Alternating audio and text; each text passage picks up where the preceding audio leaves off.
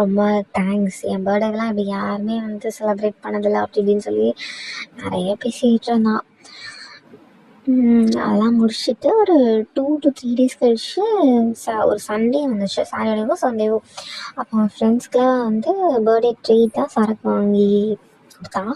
அப்போ வந்து என்கிட்ட ப்ரப்போஸ் பண்ணுறதுக்காகவே சார் வந்து சரக்கு அடிச்சுட்டு அந்த தைரியத்தில் வந்து ப்ரப்போஸ் பண்ணார். அதெல்லாம் நான் ரெக்கார்டிங் வச்சுருக்கேன், நான் அவன்கிட்ட கேட்டுட்டு வேணால் அதை அப்லோட் பண்ணுறேன்.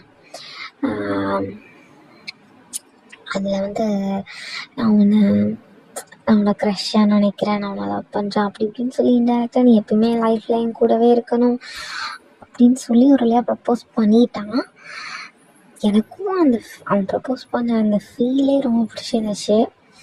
என் கூட தான் நான் கண்டிப்பாக சேஃபாக இருப்பேன், நல்லா இருப்பேன், எல்லாமே எனக்கு தெரியும். அதுக்கப்புறம் ஆனால் நான் உடனே ஒத்துக்கலை. இதெல்லாம் வேண்டாம், செட் ஆகாது, 2 பேரும் வேறு கேஸ்ட்டு, எங்கள் வீட்டில் ஒத்துக்க மாட்டாங்க, அந்த மாதிரி நிறைய சொல்லி ஒரு 1 month கிட்டே இது இழுத்தடிச்சு அதுக்கப்புறமா என்னாலேயும் அவன் கூட பேசாமல் இருக்க முடியல. அவனும் ஒரு வழியாக இதெல்லாம் செட் ஆகாதுன்னு போகிற நிலைமைக்கு போயிட்டான். ஏன்னா அவன் அப்படி தான், எதுனாலுமே ஸ்போர்ட்டிவாக வேணும்னா வேணாம், வேணான்னா வேணாம் அப்படின்ற மாதிரி இருக்காளே. ஒரு நாள் என்ன பண்ணிட்டான், பேசவே இல்லை, ஒரு நாள் ஃபுல்லாக பேசலை.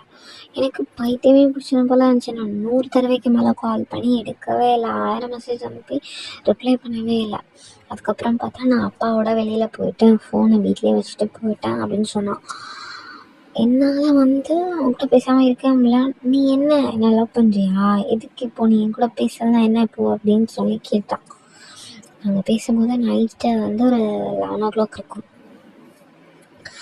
அதுவும் வந்து June 27 அன்றைக்கி டேட், June 27. ஸோ அன்றைக்கி வந்து அப்படி சொல்லிட்டான். சொன்ன உடனே எனக்கு ஆமாம் நானும் அவனை லவ் பண்ணுறேன் அப்படின்னு சொல்லிட்டேன். ஏதோ ஒரு வேகத்தில் ஹஸ்கி வாய்ஸில் பாத்ரூம் கிட்டே நின்று பயந்து சொல்லிட்டேன். ஆனால் மனசுக்குள்ளே 1000 பட்டா போச்சு.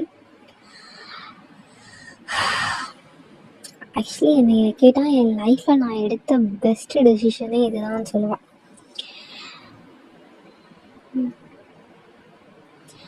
கரெக்டான ஹேண்ட்ஸ்க்கு கரெக்டான டைமில் போயிடுவேன்.